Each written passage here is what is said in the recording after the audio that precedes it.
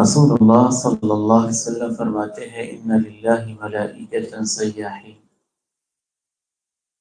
مختلف فرشتوں کی مختلف ڈیوٹیاں ہیں، کوئی اسپیشل ڈیوٹی والے فرشتے ہیں، ان کی ذمہ داری صرف یہ ہے کہ ایک راؤنڈ لگائیں اور دیکھیں کہ کہاں کوئی ایسی مجلس ہے جہاں اللہ کا ذکر ہو رہا ہے،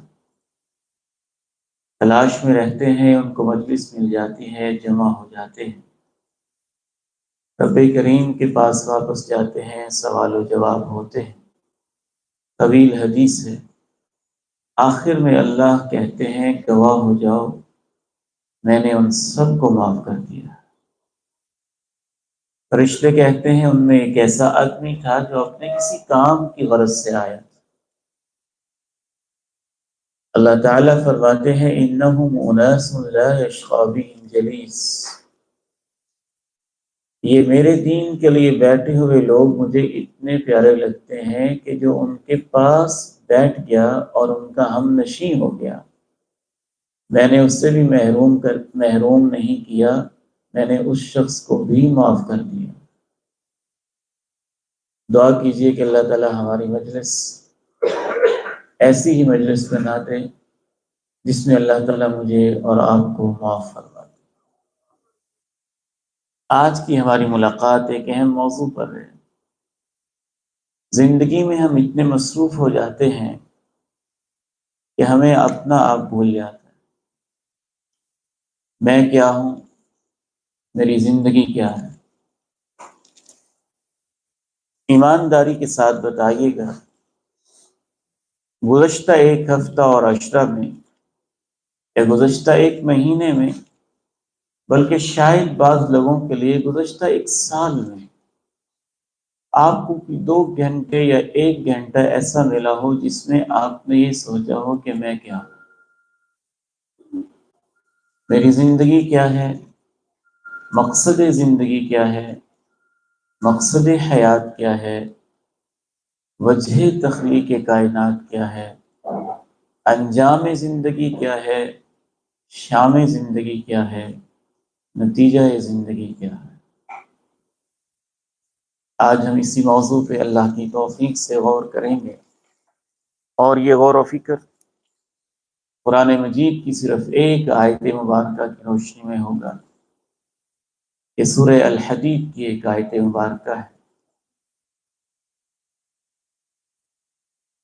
اور آپ یہ کوشش کریں گے انشاءاللہ تعالی کہ اس آیت کے اہم الفاظ آپ کو پوری طرح سے یاد ہو جائیں۔ اعوذ باللہ من الشیطان الرجیم، اعلموا انما الحیاة الدنیا لعب ولهو وزینہ وتفاخر بینکم وتکاثر فی الاموال والأولاد۔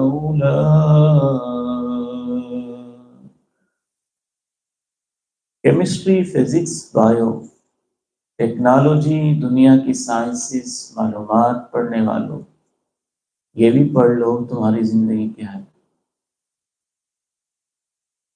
آیت کا آغاز اعلموا سے ہوتا ہے،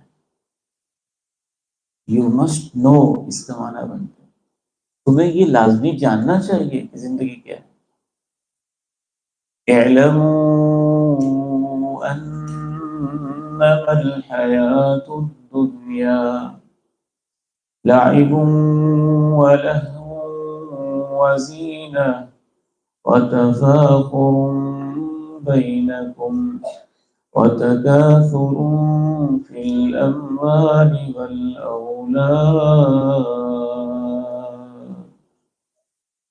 اللہ نے بتایا کہ زندگی صرف 5 چیزوں میں گزرتی ہے انسان۔ یہ اللہ کا کلام ہے، اس کے اندر یونیورسلٹی ہوتی ہے، چاہے کوئی سعودی عرب کے صحرا کے رہنے والا ہے، یا پاکستان کے کسی گاؤں کے رہنے والا ہے، یا ہندوستان کے کسی قصبے کا باسی ہے، یا بنگلہ دیش کے کسی دور افتادہ علاقے کا باشندہ ہے یا یورپ اور امریکہ کے رہنے والا ہے، زندگی کی دوڑ دھوپ 5 چیزوں کے لیے ہوگی، اس کے علاوہ کچھ ہوگا ہی نہیں۔ وہ 5 الفاظ آپ یاد کر لیں، اعلموا انما الحیات الدنیا لعب ولہو وزینہ وتفاخر بینکم وتکاثر فی الاموال والاولاد۔ تمہاری زندگی کا ایک حصہ، جتنے بھی فیلڈز ہیں زندگی کے، ان کے اندر ایک بہت بڑا فیلڈ تمہاری زندگی کا یہ ہوتا ہے کہ تم کھیل میں گزارتے ہو۔ تو پہلا جو فیلڈ ہے، پہلی جو دوڑ دھوپ ہے انسان کی، وہ کھیل ہے۔ ماں کے پیٹ میں بھی ہم کھیلتے تھے، وہاں بھی ہماری موومنٹ ہوتی تھی، پیدا ہوئے تھے تو ماں کی گود میں کھیلتے تھے، تھوڑے اور بڑے ہوئے تھے باپ کی چھاتی پہ بیٹھ کے کھیلتے تھے، تھوڑے اور بڑے ہوئے تھے انگلی پکڑ کے کھیلتے تھے، کچھ اور بڑے ہوئے تھے کندھوں پہ بیٹھ کے کھیلتے تھے، کچھ اور بڑے ہوئے تھے بیڈ روم پہ کھیلتے تھے، کچھ اور بڑے ہوئے تھے تو گھر کے صحن اور لاؤنج میں کھیلتے تھے، کچھ اور بڑے ہوئے تھے تو پرائمری اسکول کے گراؤنڈ میں کھیلتے تھے، کچھ اور بڑے ہوئے تھے تو ہائی اسکول تک چلے گئے تھے، اور بڑے ہوئے تھے یونیورسٹی کے بڑے بڑے گراؤنڈز میں کھیلتے تھے۔ تمہاری زندگی کا ایک حصہ تو کھیل میں گزرتا ہے۔ اعلموا انما الحیات الدنیا لعب۔ دوسرا حصہ وَلَهْوٌ، تماشوں میں گزرتا ہے۔ لہو کسے کہتے ہیں؟ لعب اور لہو کے اندر بہت سارے فروق ہوتے ہیں، ہم اس کا ترجمہ کھیل اور تماشا کر دیتے ہیں۔ گہرائی میں جا کے دیکھا جائے تو لعب یہ ہوتا ہے کہ صرف ایک فزیکل ایکٹیویٹی ہے، انسان کھیل رہا ہے، اس کی موومنٹ ہے، دوڑ دھوپ کر رہا ہے، چاہے وہ کرکٹ ہے، چاہے فٹ بال ہے، چاہے وہ کوئی مقامی کلچر کی کھیل ہے، چاہے وہ ڈیجیٹل گیم ہے یا کوئی اور گیم ہے۔ اور لہو کیا ہوتا ہے؟ لہو یہ ہوتا ہے کہ انسان انجوائے کرنے کے لیے ٹائم پاس کر رہا ہوتا ہے، تھکا ہوتا ہے، اپنے آپ کو ریفریش کرنا چاہتا ہے، یا نہیں بھی تھکا ہوا ہوتا تو انجوائے کرنا چاہتا ہے کسی بھی چیز کو، صرف انجوائمنٹ کے لیے جب انسان اختیار کرتا ہے تو اس کو لہو کہتے ہیں۔ وہ انجوائمنٹ یہ بھی ہو سکتی ہے کہ وہ پکنک میں نہ رہا ہو، انجوائمنٹ یہ بھی ہو سکتی ہے وہ میوزک سن رہا ہو، انجوائمنٹ یہ بھی ہو سکتی ہے تھرکتا ناچتا بدن دیکھ رہا ہو، انجوائمنٹ یہ بھی ہو سکتی ہے اور فیس بک پہ بیٹھا بس سکرولنگ کر رہا ہو، انجوائمنٹ یہ بھی ہو سکتی ہے وہ واٹس ایپ کے گروپس پہ چیٹنگ میں محو ہو، انجوائمنٹ یہ بھی ہو سکتی ہے یوٹیوب کے ایک چینل کو چھوڑا دوسرے پہ چلا گیا، دوسرے کو چھوڑا تیسرے پہ چلا گیا، اس سے تھکا تو ٹک ٹاک پہ چلا گیا، اس سے تھکا تو کسی اور سوشل میڈیا ٹول پہ، کسی اور ویب سائٹ پہ چلا گیا۔ رب کریم نے کہا تمہاری زندگی کا دوسرا حصہ اس میں گزرتا ہے کہ تم کچھ انجوائے کرنا چاہتے، خصوصاً لہو ایسے مشغلے کو کہتے ہیں جس میں انسان ایسا سننا چاہتا ہو جس کو وہ انجوائے کرے، ایسا دیکھنا چاہتا ہو جس کو انجوائے کرے، ایسا ٹائم پاس کرنا چاہتا ہو جس کو وہ لطف اندوز ہو جس سے۔ وَمِنَ النَّاسِ مَن يَشْتَرِي لَهْوَ الْحَدِيثِ لِيُضِلَّ عَن سَبِيلِ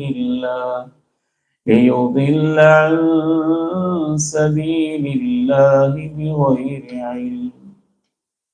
مشرکین مکہ نے جو انجوائمنٹ ڈھونڈی تھی نا، وہ محسوس کرنے لگے کہ ہمارے نوجوان قرآن سنتے ہیں، قرآن سن سن کے مسلمان ہوتے جا رہے ہیں، تو کہیں محمد عربی، محمد کریم فداہ ابی و امی، میرے ماں باپ ان پہ قربان جائیں، کیا ان کی محنتیں تھیں، کیسے لہو لہان ہوئے تھے، آج ہم بدر کا راستہ طے کر رہے تھے تو سلمان بیٹا اور میں یہ سوچ رہے تھے یا اللہ تیرے اس نبی کی کیا عظمتیں ہیں، کتنے لمبے لمبے سفر کن حالات کے اندر انہوں نے طے کیے تھے۔ تو سوچنے لگے کہ ہم بچوں کو انجوائے کرنے کے لیے کوئی ایسا مشغلہ دیں کہ یہ قرآن سے دور ہو جائیں۔ تو انہوں نے ہائر کی کچھ عورتیں جو ناچ گانا پیش کریں، تھرکتے ناچتے ان کے بدن ہوں اور نوجوان ان کو انجوائے کریں تاکہ وہ قرآن نہ سنیں۔ تو اس موقع پہ اللہ نے اس کو لہو الحدیث کہا۔ تو لہو کا معنی اس سے واضح ہوتے ہیں۔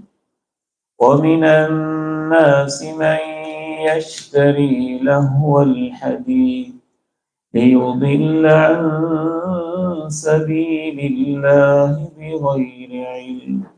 اور لہو کے اندر ایک معنی یہ بھی ہوتا ہے ایسی انجوائمنٹ جو آپ کو اللہ سے غافل کرے بالخصوص۔ تو زندگی کے دو فیزز تو یہ ہیں، کھیل، انجوائمنٹ۔ اعلموا انما الحیات الدنیا لعب ولہو۔ تیسری چیز کیا ہے زندگی میں؟ اللہ نے کہا تمہاری زندگی میں تیسری چیز ہے زینہ، حسن، جمال، خوبصورتی، بیوٹیفیکیشن، تزئین و آرائش۔ تم چاہتے ہو حسن ہو، جمال ہو، خوبصورتی ہو، کپڑوں میں حسن، بالوں میں حسن، چال ڈھال میں حسن، جسم میں حسن، لباس میں حسن۔ پکنک منانے جائیں تو ساری انگلیاں میری طرف اٹھیں، کسی کانووکیشن میں، کسی فنکشن میں، کسی تقریب میں، کسی شادی میں جاؤں تو سب مجھے دیکھتے ہی رہ جائیں، میں اتنا حسین نظر آؤں۔ گھنٹوں آئینے کے سامنے کھڑے ہونا، بالوں کو سنوارنا، ہیئر سٹائل بنانا، ڈریس سٹائل بنانا، تمہاری زندگی کا ایک حصہ تو اس چیز میں گزرتا۔ آج کے انسان نے تو اپنی تزئین و آرائش کے لیے وہ سامان کیا ہے کہ یہ اللہ کی تخلیق پر بھی ناراض ہو کے یورپ کے اندر تو وہ حشر ہو چکا ہے کہ کسی نے کمنٹ دے دیا کہ یہاں تم خوبصورت نہیں لگ رہے ہو تو اپنے جسم کی سرجری کروا لی اور لاکھوں لگا لیا۔ اگر آپ بڑے بڑے مالز اور سٹورز کے اوپر جائیں تو بہت بڑا حصہ اس کے اندر وہ ہے جو انسان زینت کے لیے چیزیں بنا رہا ہے، ایجاد کر رہا ہے۔ تو اللہ نے کہا تمہاری زندگی کا تیسرا حصہ اس چیز میں گزرتا۔ اعلموا انما الحیات الدنیا لعب ولہو وزینہ۔ چوتھا حصہ وتفاخر بینکم، ایک دوسرے پہ فخر کرنا۔ میری اتنی انکم ہے، تمہاری اتنی انکم ہے، میری یہ کوالیفیکیشن ہے، تمہاری یہ کوالیفیکیشن ہے، میرا یہ گریڈ ہے، تمہارا یہ گریڈ ہے، میری یہ پراپرٹی ہے، تمہاری یہ پراپرٹی ہے، میرا اتنا بینک بیلنس ہے، تمہارا اتنا بینک بیلنس ہے، میری اولاد اتنے عروج پہ، آپ کی اولاد اتنی ہے۔ اعلموا انما الحیات الدنیا لعب ولہو وزینہ وتفاخر بینکم۔ پانچویں چیز کیا ہے؟ وتکاثر فی الاموال والاولاد، وتکاثر فی الاموال والاولاد۔ اموال زیادہ حاصل کرنا، اولاد میں ایک دوسرے سے آگے بڑھنا۔ میں ایمانداری سے ایک بات کہوں گا، امید ہے کہ آپ اس سے اتفاق کریں گے، نہ کرنا چاہیں تو کوئی مسئلہ نہیں۔ اگر مال کا مسئلہ نہ ہوتا اور اولاد کا مسئلہ نہ ہوتا تو شاید ہم میں سے کوئی بھی اتنی دور نہ بیٹھا ہوتا۔ ہم دوست آپس میں بیٹھے تھے، ہم کہنے لگے اگر ہماری اولاد نہ ہوتی نا، بیویاں بچے نہ ہوتے تو ہم نے صبح کا کھانا تھا اور سو جانا تھا، شام کی فکر بھی کوئی نہیں کرنی۔ تو تو پانچویں چیز اللہ نے کہی کہ تمہیں جس چیز کی فکر لاحق ہوتی ہے کہ اموال میں آگے بڑھوں اور میری اولاد بھی آگے بڑھے۔ وَتَكَاثُرٌ فِي الْأَمْوَالِ وَالْأَوْلَادِ۔ تو یہاں تک قرآن مجید کی روشنی میں، کلام اللہ کی روشنی میں واضح ہوا کہ زندگی میں جو بھی انسان ایک مزدور سے لے کے ایک وزیر اعظم تک، صدر مملکت تک، اور ایک دفتر کے پی این سے لے کے ایک باس ڈائریکٹر تک، سب انسان 5 چیزوں کی دوڑ دھوپ میں اپنی زندگی گزار رہے ہیں، 5 کے علاوہ کچھ نہیں۔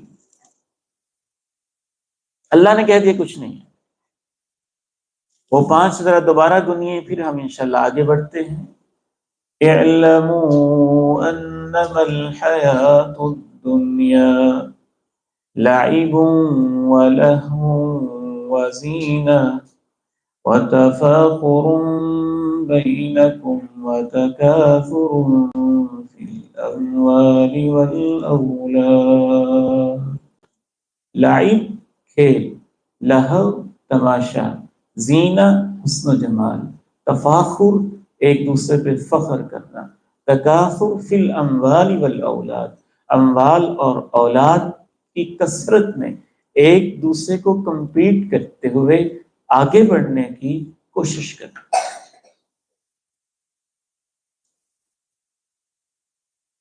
پھر ہوتا کیا ہے؟ اللہ نے کہا کہ جو کچھ ہوتا ہے نا وہ بہت عجیب ہے۔ ایک مقام پہ اللہ رب العزت نے یوں کہا، وَمَن نُعَمِّرْهُ نُنَكِّسْهُ فِي الْخَلْقِ أَفَلَا يَعْقِلُونَ وَمَن نُعَمِّرْهُ نُنَكِّسْهُ فِي الْخَلْقِ أَفَلَا يَعْقِلُونَ۔ یہ 5 چیزیں ہی اتنی بے وفا ہیں، اتنی بے وفا ہیں کہ ان میں سے 7 کوئی بھی نہیں دیتا۔ اعلموا انما الحیات الدنیا لعب ولہو وزینہ وتفاخر بینکم وتکاثر فی الاموال والاولاد۔ امام ابن عاشور رحمہ اللہ نے اپنی تفسیر میں ایک بڑی خوبصورت بات لکھی، یہ جو 5 چیزیں ہیں یہ اوور آل پوری کی پوری کائنات کے دوڑ دھوپ کے 5 میدان بھی ہیں، لیکن اس کے اندر ایک اور قابل غور انسانی زندگی کے 5 سٹیجز بھی ہیں، یعنی ہر انسان کی زندگی کے 5 سٹیجز بھی ہیں۔ پہلے سٹیج یعنی 5 سٹیجوں میں چیزیں ساری ہوتی ہیں، لیکن غالب چیز اکثر چیز کیا ہوتی ہے؟ پہلی سٹیج کے اندر کھیل ہی ہوتا ہے۔ 2 سال کا بچہ، 3 سال کا بچہ، 4-5 سال کا بچہ، اسے کھیل کے علاوہ کچھ نہیں چاہیے ہوتا ہے۔ جب انسان اس سے آگے بڑھتا ہے تو تھوڑا انجوائے کرنا چاہتا ہے۔ ٹین ایج کی عمر میں زیادہ توجہ، زیادہ دھیان اس کا انجوائمنٹ کی طرف ہوتا ہے۔ جب انسان اس سے آگے بڑھتا ہے تو پھر اس کا زیادہ دھیان ٹین ایج ہی کے اندر، خصوصاً 16، 17، 18، 19 سال کی عمر میں حسن و جمال کی طرف ہوتا ہے۔ وہ اعلیٰ سے اعلیٰ ڈریس پہننا چاہتا ہے، وہ اعلیٰ سے اعلیٰ اپنا ہیئر سٹائل بنانا چاہتا ہے۔ جب انسان اس سے آگے بڑھتا ہے تو پھر اس سے بات سمجھ میں آتی ہے کہ نہیں، ایسے نہیں کام بنے گا۔ شادی ہو جاتی ہے، بچے ہوتے ہیں کہ وہ تو فضول تھا، اصل چیز تو دولت ہے، مال ہے، منصب ہے، عہدہ ہے، پھر وہ اس کے لیے دوڑنے لگتا ہے۔ اور اس کے اندر میں اضافہ کروں گا، تیسری حیران کن بات یہ ہے کہ انسان جس سٹیج میں ہوتا ہے اس وقت اسی کو سب کچھ سمجھتا ہے، جب اگلے میں جاتا ہے تو پچھلے کو فضول سمجھتا ہے، اس سے آگے جاتا ہے تو پچھلے دونوں کو فضول سمجھتا ہے۔ ہم ماں کے پیٹ میں تھے تو اسی کو سب کچھ سمجھتے تھے، ہم نے آنکھ کھولی ہی نہیں تھی، ہماری سوچ اتنی محدود تھی کہ ماں کی بیچاری کے چھوٹے سے پیٹ کو ہم اپنی کل کائنات سمجھتے تھے، پیدا ہوئے تھے، ہماری آنکھیں کھلی تھیں تو بچپن کو سب کچھ سمجھتے تھے، کھلونا مل جاتا تھا تو کھلکھلا اٹھتے تھے، نہیں ملتا تھا تو رو پڑتے تھے، کھیلتے ہوئے جیت جاتے تھے تو مسکرا دیتے تھے، ہار جاتے تھے تو یوں لگتا تھا جیسے زندگی کی بازی ہار گئے ہیں۔ اس سے آگے بڑھے تھے ٹین ایج کے اندر تو ہر وقت حسن و جمال، ہیئر، فیشن، میک اپ، اسی چیز کی فکر میں بچے اور بچیاں رہتے ہیں۔ پھر اس سے آگے بڑھتے ہیں، شادیاں ہوتی ہیں اور ہم کندھوں پہ بیٹھتے تھے، پھر ہمارے کندھے پہ ہمارے بچے بیٹھتے ہیں تو پھر مال، پیسہ، اولاد، بس اسی کی فکر میں زندگی گزر جاتی ہے۔ پھر لگتا ہے کہ یہ چاروں پچھلی سٹیجیں فضول تھیں، اصل کام تو یہ ہے۔ کرتے کرتے آنکھیں بند ہوتی ہیں تو سمجھ آتی ہے سب کچھ فضول تھا، اصل زندگی تو اب شروع ہونے لگی۔ اس سے پہلے بھی ایک سٹیج آتا ہے، اس کو بڑھاپا کہتے ہیں، بڑھاپا کہتے ہیں۔ میں نے وہ منظر دیکھے ہیں کہ میرا کہنے کو دل چاہتا ہے اگر موت نہ بھی ہو تو انسان کی عبرت پذیری کے لیے بڑھاپا ہی کافی ہے۔ وَمَن نُعَمِّرْهُ نُنَكِّسْهُ فِي الْخَلْقِ أَفَلَا يَعْقِلُونَ۔ جس کو ہم جتنی عمر دیتے ہیں اتنا ہی الٹا کے رکھ دیتے ہیں، پھر بھی ان کو عقل نہیں آتی۔ پوری زندگی کی محنت کے بعد جو آپ نے ہجرت کر کر کے دیار غیر میں رہ کے پردیس کی تکلیفیں اٹھا اٹھا کے زندگی بھر کی کمائی کی ہوتی ہے، ایک ریال، ایک روپے سے شروع کر کے لاکھوں تک آپ پہنچے ہوتے ہیں، اس وقت تک بڑھاپا اتنا طاری ہوتا ہے کہ انسان اپنی کروڑوں کی کمائی میں سے صبح و شام پوری ایک روٹی، پوری ایک چپاتی بھی بیچارہ نہیں کھا سکتا۔ اللہ تعالیٰ نے پھر اس کی مثال بیان کی، اس زندگی کی مثال کیسی ہے؟ كَمَثَلِ غَيْثٍ أَعْجَبَ الْكُفَّارَ نَبَاتُهُ ثُمَّ يَهِيجُ فَتَرَاهُ مُصْفَرًّا ثُمَّ يَكُونُ حُطَامًا وَفِي الْآخِرَةِ عَذَابٌ شَدِيدٌ وَمَغْفِرَةٌ مِّنَ اللَّهِ وَرِضْوَانٌ وَمَا الْحَيَاةُ الدُّنْيَا إِلَّا مَتَاعُ الْغُرُورِ۔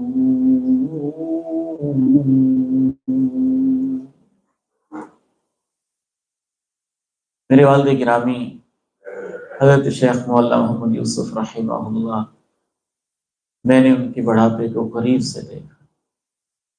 95 سال کی عمر میں جب تھے، 90 سال کی عمر میں جب تھے تو رات بستر پہ بیٹھے رہتے، مجھے کہنے لگے مجھے نیند نہیں آتی ہے۔ میں نے کہا کوئی دوائی لے لیتے ہیں۔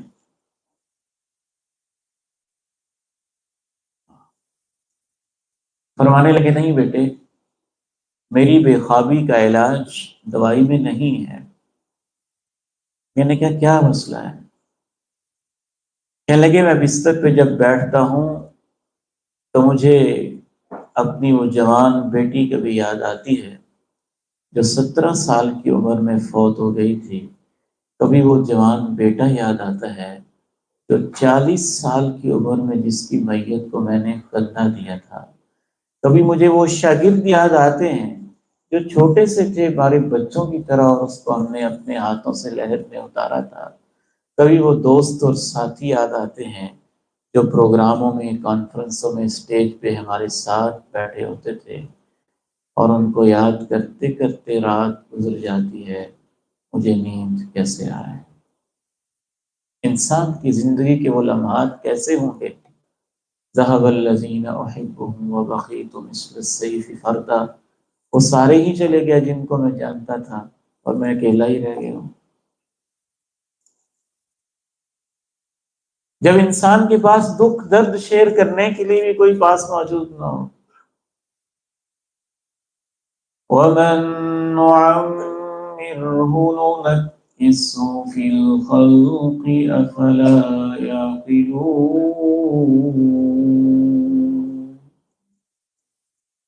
ہم بڑھاپے میں ان کو الٹا دیتے ہیں، پھر بھی عقل نہیں کرتے، پھر بھی نہیں سوچتے زندگی کیا ہے. تو اللہ نے کہا تمہاری زندگی کی مثال، اللہ رب العزت معانی کو محسوسات کے ذریعے سمجھاتے ہیں، مثال دے کے سمجھاتے ہیں. یہ اللہ کا کلام ہے. اللہ نے کہا تمہاری زندگی کی مثال اگر اب بھی سمجھ نہیں آئی تو میں ایسی چیز کی مثال دیتا ہوں جس کو تم اپنی آنکھوں سے دیکھتے ہو. ایک اس بیج کی طرح ہے جس کو تم زمین کے اندر بو دیتے ہو، زمین کے اندر دفن کر دیتے ہو، پھر وہ چھوٹا سا بیج ننھی سی کونپل نکالتا ہے، زمین کے سینے کو چیرتا ہے، اپنی کونپل کو نکالتا ہے، پھر تنے پہ کھڑا ہو جاتا ہے، پھر اس کی ٹہنیاں بنتی ہیں، پھر اس کی شاخیں بنتی ہیں، پھر اس پہ پھول لگتے ہیں، پھر اس پہ پھل لگتے ہیں، پھر وہ زرد پڑنے لگتا ہے، پھر وہ لہلہاتا ہے، پھر آہستہ آہستہ زرد پڑنے لگتا ہے، خشک ہونے لگتا ہے، مرجھانے لگتا ہے، پھر مالک کاٹ لیتا ہے، فصل اجڑ جاتی ہے اور پتہ ہی نہیں چلتا کہ یہاں فصل ہوتی بھی تھی. گندم کی فصل دیکھ لیں، دھان کی فصل دیکھ لیں، مکی کی فصل دیکھ لیں، کوئی فصل دیکھ لیں، پھول کو دیکھ لیں، کھیت کو دیکھ لیں، نخلستان کو دیکھ لیں، وہ اسی طرح ہی ہوگی. ایک بیج بویا گیا، کونپل نکلی، تنے پہ کھڑا ہوا، شاخیں لگیں، پھل لگا، پھر پھل توڑ لیا گیا، درخت کو کاٹ لیا گیا اور مرجھا گیا اور وہ چورا چورا ہو گیا. تمہارا بیج رحم مادر کے اندر بویا گیا، تم نے ماں کے سینے کو، پیٹ کو چیرا اور ننھے کونپل کی شکل میں ایک ننھے منھے بچے کی شکل میں باہر آئے.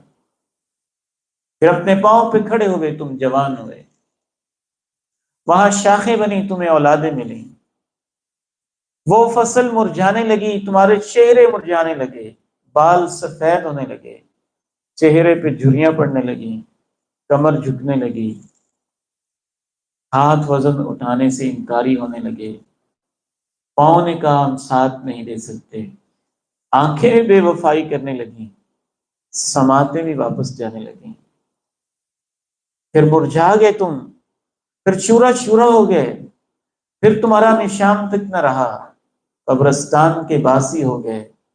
اولاد ایک ہفتے کے لیے آتی رہی، کوئی دعائے خیر کرتی رہی، وہ بھی کسی کسی کو نصیب. سال 2 سال گزرے تو وہ قبر پہ آنا بھول گئے، کبھی کبھی ان کو یاد آئی، اس نے انگوٹھی دیکھی، اس نے کپڑا دیکھا، ابو کی نشانی دیکھی، یاد آ گئے ابو بڑے پیارے ہوتے تھے، اچھے ہوتے. 20-25 سال گزرے تو نشانیاں بھی ختم ہو گئی، اور جب پوتوں تک بات پہنچی تو ان کو تو یہ بھی پتہ نہ رہا کہ دادا کی قبر کہاں ہوتی تھی. آپ میں سے کتنے لوگوں کو اپنے دادا اور پردادا کی قبر کا پتہ ہے؟ یہی تو ہمارے ساتھ ہوگا. كمثل غيث أعجب الكفار نباته ثم يهيج فتراه مصفرا ثم يكون حطاما. ایک تیسری بات اللہ تعالیٰ نے کہی، پہلے 5 سٹیجز بتائے، پھر مثال سے سمجھایا، پھر کہا انجام کیا ہے.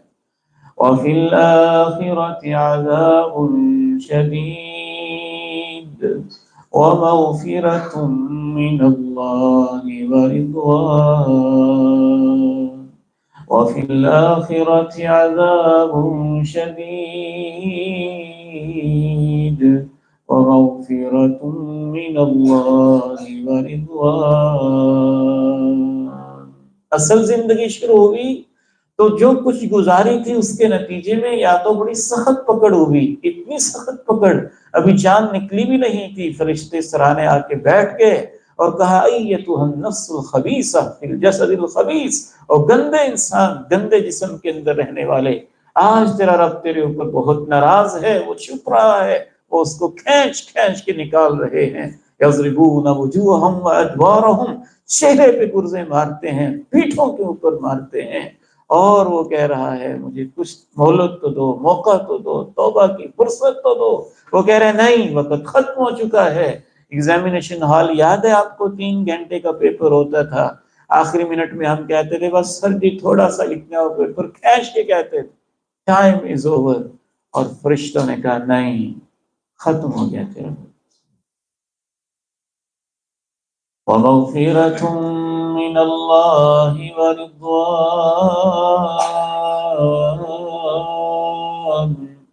وَمَغْفِرَةٌ مِّنَ اللَّهِ وَرِضْوَانٌ۔ اگر اچھی زندگی گزاری تھی تو اس کو بشارتیں مل رہی ہیں، موت بعد میں آتی ہے، اور جنت کا محل اللہ کے فرشتے پہلے ہی دکھا دیں۔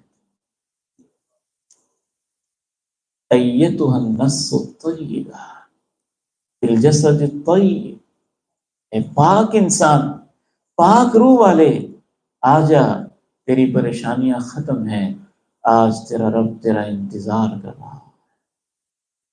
سیدنا عثمان ابن عفان رضی اللہ تعالی عنہ کے بارے میں تاریخ یہ بتاتی ہے کہ کس طرح سے جا رہے تھے۔ سیدہ آسیہ کے بارے میں اللہ کا قرآن بتاتا ہے اور تاریخ اس کی تفصیل بتاتی ہے۔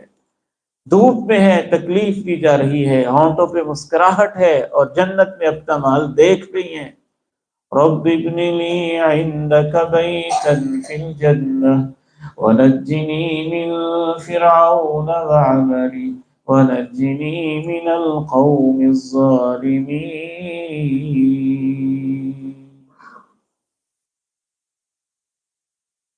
حیرانی کی بات یہ ہے، ہم نام کے لیے زندگی گزارتے ہیں تو نام بھی مٹ جاتا ہے، ایسا مٹتا ہے تو کہتے ہیں کہ میت کو غسل دے دیا، میت کا کفن آ گیا، میت کی چارپائی اٹھا لی، میت کے جنازے کا وقت ہو گیا، میت کی قبر تیار ہو گئی، میت کو دفن کر لیا، میت کو دفن کر کے واپس آ گئے۔ ہم پوری زندگی محنت خوبصورت لباس کے لیے کرتے ہیں تو وہ کینچیوں سے کاٹ لیا جاتا ہے اور 2 چادروں میں ہمیں روانہ کر دیا جاتا ہے۔ ہم پوری زندگی اچھے مکان، کوٹھی اور بنگلے کے لیے محنت کرتے ہیں تو وہاں سے ہمیں نکال کے قبر کے 2-4 فٹ کے گڑھے کے اندر، گہرائی کے اندر ہمیں ڈال دیا جاتا ہے، اوپر منو مٹی پھینک دی جاتی ہے۔ تو پھر زندگی کیا ہے؟ اللہ نے کہا زندگی دھوکہ ہے۔ میں تو نہیں کہہ رہا، اللہ کا قرآن کہتا ہے۔ دھوکہ کیا ہوتا ہے کہ سمجھتے کچھ تھے، نکلا کچھ۔ جس کے لیے زندگی گزاری تھی اس میں سے کچھ بھی ہاتھ نہیں آیا۔ وَمَا الْحَيَاةُ الدُّنْيَا إِلَّا مَتَاعُ الْغُرُورِ وَمَا الْحَيَاةُ الدُّنْيَا إِلَّا مَتَاعُ الْغُرُورِ وَمَا الْحَيَاةُ الدُّنْيَا إِلَّا مَتَاعُ الْغُرُورِ۔ میرے بھائیوں، اللہ آپ کو اولاد کی آزمائشوں سے، مجھے اور آپ کو محفوظ فرمائے۔ اس باپ کی زندگی کیسے گزرتی ہوگی جس کے سامنے اس کی جوان بیٹی عدالت میں بیان دیتی ہو تیرے ساتھ میرا کوئی تعلق نہیں، میں اس کے ساتھ جانا چاہتی ہوں۔ اور اس باپ کی زندگی کیسے گزرتی ہوگی جس کے سامنے اس کا بیٹا کہتا ہو کہ میری بیوی ایک گھر میں تمہیں برداشت نہیں کرتی ہے، وہ کہتی ہے بابا جی کے لیے کسی اور کمرے کا، کسی اور رہائش کا انتظام کریں، میرا یہاں گزارا نہیں، ابا جی آپ اور رہائش کر لیں، ہم اب یہاں اکٹھے اپنی زندگی گزارنا چاہتے ہیں۔ یہ وہ واقعہ ہے جو ہم نے خود اپنے کانوں سے کئی لوگوں سے سنا۔ وَمَا الْحَيَاةُ الدُّنْيَا إِلَّا مَتَاعُ الْغُرُورِ۔ کبھی کبھی تو ہم کمانے کے اندر اتنا مصروف ہوتے ہیں کہ اپنے آپ سے بھی غافل ہو جاتے ہیں، اپنی اولادوں سے بھی غافل ہو جاتے ہیں۔ ہفتہ ہو گیا پوچھتے نہیں بیٹے نماز پڑھی ہے۔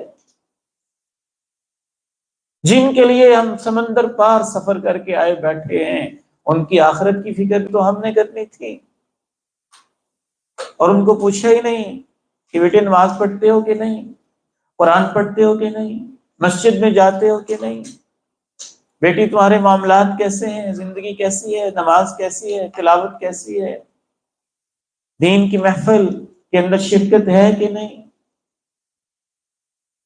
تو کبھی کبھی ہم اس حد تک غافل ہو جاتے.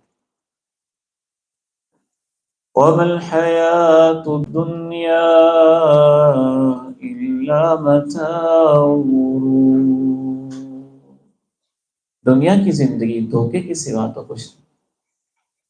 آخری 10-15 منٹ کے اندر ہم گفتگو کو کلوز کرنا چاہیں گے. اس کا یہ مطلب نہیں ہے کہ کیا اللہ ہمیں مایوس کرنا چاہتا ہے؟ بالکل نہیں. کیا ہمارا دین یہ چاہتا ہے ہم کچھ کریں نا؟ بالکل نہیں. آپ تو بڑے عظیم لوگ ہیں جو رزق کے حلال کے لیے، اولاد کی تربیت اور پرورش کے لیے محنت کر رہے ہیں، کوشش کر رہے ہیں. یہ قابل تحسین امر ہے، اس میں کوئی مذمت والی بات نہیں ہے. رزق کی تلاش عبادت ہے، اولاد کی تربیت ایک فریضہ ہے. امام کائنات نے کہا جو 3 بچیوں کو پال لیتا ہے اور اچھے طریقے سے ان کی تربیت کرتا ہے، یہ اس کے اور جہنم کے درمیان رکاوٹ بن جاتی ہے. بہت بڑی ذمہ داری ہے، ایک فرض ہے جو ہم ادا کر رہے ہیں. اس میں سے کوئی چیز بھی قابل مذمت نہیں. قابل مذمت کیا ہے؟ اولاد کے لیے، مال کے لیے، جاب کے لیے، باس کے لیے، فیکٹری کے لیے، عہدے کے لیے، گریڈ کے لیے اتنا مصروف ہو جانا کہ انسان اپنی آخرت کو، اپنی جنت کو اور زندگی کے مقصد کو بھول جائے.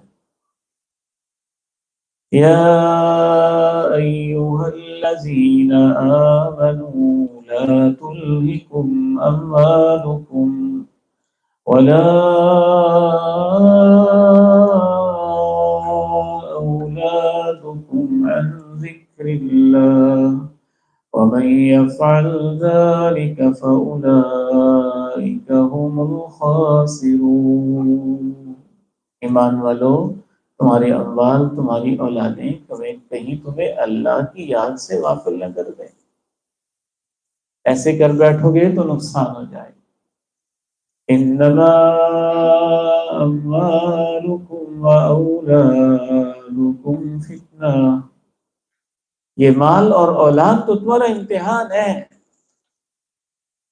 دیکھا جا رہا ہے کیا کرتے ہو.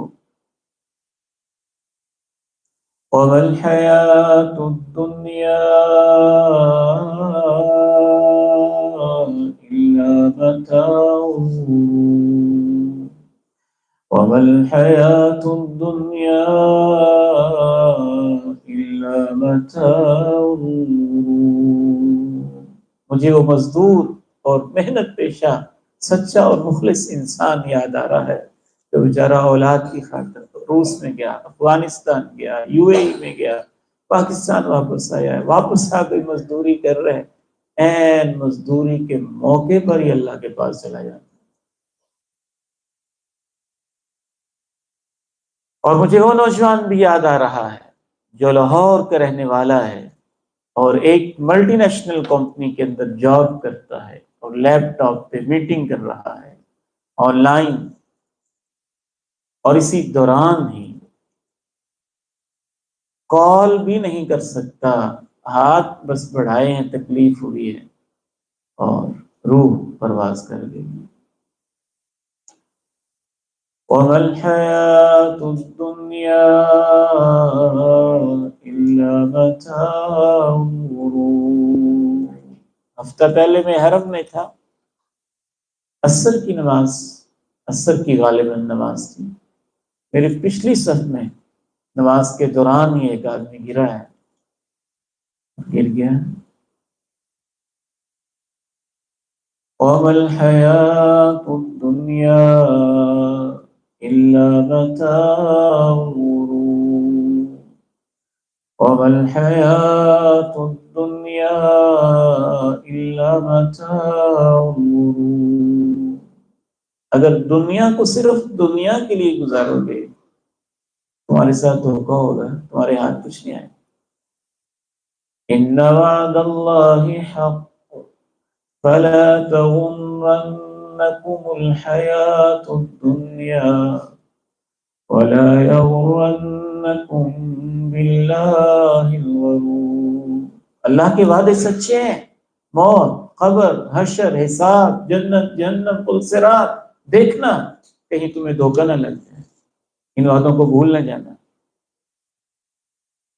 وَمَا الْحَيَاةُ الدُّنْيَا إِلَّا مَتَاعُ الْغُرُورِ۔ تو کرنا کیا چاہیے؟ اللہ تعالیٰ نے کہا ہے دو کام خصوصی طور پہ کرو، وہ اگلی آیت میں اللہ نے بتایا، سابقوا إِلَى مَغْفِرَةٍ۔ یہ میرے بیٹے بیٹھے ہیں حفاظ قرآن، میں ان بچوں سے کہتا ہوں مجھے تو قرآن کی مد کے اندر بھی نا معنی نظر آتا ہے، جیسے مد کا بھی کوئی مفہوم ہوتا ہے، شد کا بھی کوئی مفہوم ہوتا ہے۔ سابقوا إلى مغفرة من ربكم وجنة سابقوا إلى مغفرة من ربكم وجنة۔